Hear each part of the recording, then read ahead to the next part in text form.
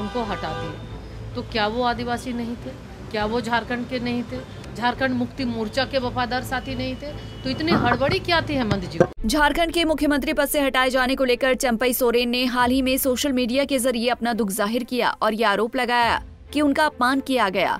अब इस मामले में झारखंड के कोडरमा से सांसद और केंद्रीय मंत्री अन्नपूर्णा देवी ने अपनी प्रतिक्रिया दी है और हेमंत सोरेन से तीखे सवाल पूछे कि क्या चंपई सोरेन आदिवासी नहीं थे। अन्नपूर्णा देवी ने झारखंड दौरे पर पत्रकारों से बातचीत में कहा, क्या वो आदिवासी नहीं थे? क्या वो झारखंड के नहीं थे? क्या वो झारखंड मुक्ति मोर्चा के वफादार साथी नहीं थे? तो इतनी हड़बड़ी क्या थी हेमंत सोरेन को?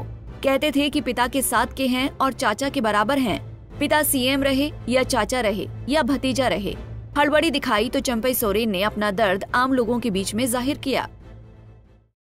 उनको हटा दिए। तो क्या वो आदिवासी नहीं थे? क्या वो झारखंड के नहीं थे? क्या वो झारखंड मुक्ति मोर्चा के वफादार साथी नहीं थे? तो इतनी हड़बड़ी क्या थी हेमंत जी को? अगर यही लग रहा है उनको तो रहने देना चाहिए था। एक तरफ वो बोलते हैं हमारे पिताजी के साथ का है, यानी चाचा के बराबर है।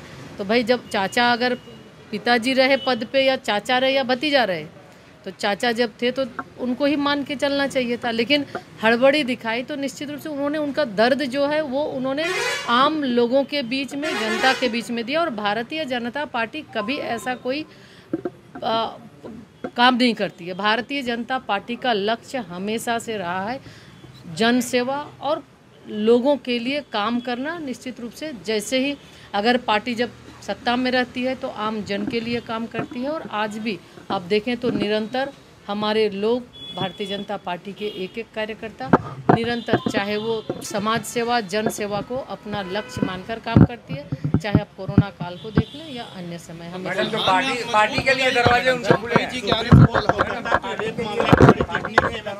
बंगाल सरकार के खिलाफ मान लीजिए कोई भी अगर आना चाहते हैं तो हमें लगता है कि किसी के लिए भी ऐसा कोई ये नहीं है। वहीं बंगाल के आरजीकर मेडिकल कॉलेज में महिला डॉक्टर के साथ दुष्कर्म और हत्या के मामले पर सुप्रीम कोर्ट द्वारा सुनवाई करते हुए बंगाल सरकार को फटकार लगाने पर पूछे गए सवाल पर कहा कि जिस राज्य की महिला मुख्यमंत्री, महिला स्वास्थ्य मंत्री और महिला गृह मंत्री, तीनों ही पद जिस राज्य की महिला के अधीन हो और उसे राज्य की महिला को अगर न्याय न मिले, महिला सुरक्षित न हो, तो इससे दुखद और कुछ नहीं हो सकता। पश्चिम बंगाल में महिलाएं सुरक्षित नहीं हैं और जिस तरह से इस घटना को दबाने का प्रयास किया गया, इस घटना के आरोपी को बचाने का प्रयास किया गया मुख्यमंत्री के द्वारा, पश्चिम बंगाल सरकार के द्वारा, ये बहुत ही निंदनीय है और इसकी जितनी भी निंदा की जाए वो कम है। आरजीकर मेडिकल कॉलेज में जो डॉक्टर के साथ हुआ बहुत ही दुखद घटना है। और उससे भी बड़ा दुखद बात है कि एक महिला मुख्यमंत्री उस प्रदेश की, एक महिला गृह मंत्री और महिला स्वास्थ्य मंत्री, तीनों ही पद उनके पास है, ममता बनर्जी जी के पास। और उसके बाद भी अगर महिला को न्याय न मिले, महिला सुरक्षित ना हो, तो इससे दुखद और कुछ नहीं हो सकता। और आज की स्थिति में जो हम सब देख रहे हैं कि लगातार पीछे से अगर आप जाएंगे तो कई ऐसी घटनाएं हुई हैं, उसमें संदेश खाली से लेकर और सारी घटना को अगर आप देख लें तो बिल्कुल पश्चिम बंगाल में महिलाएं सुरक्षित नहीं हैं।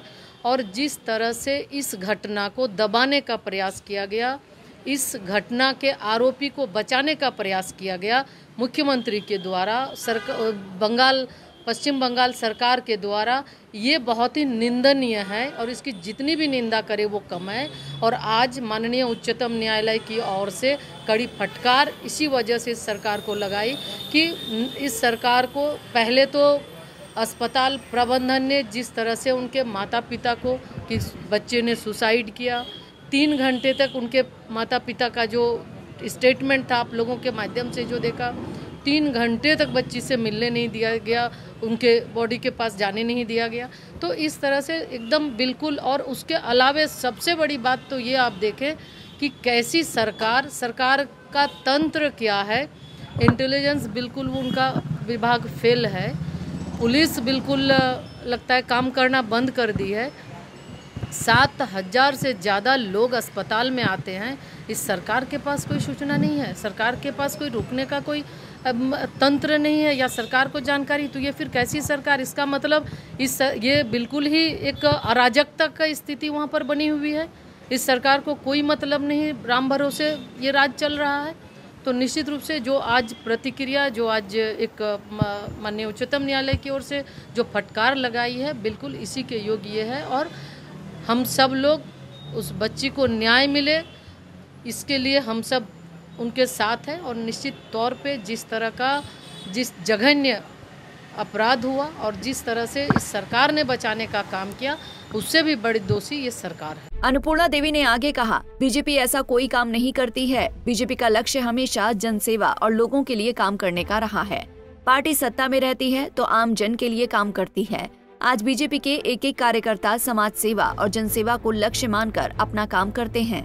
रांची से आशुतोष सिन्हा की रिपोर्ट।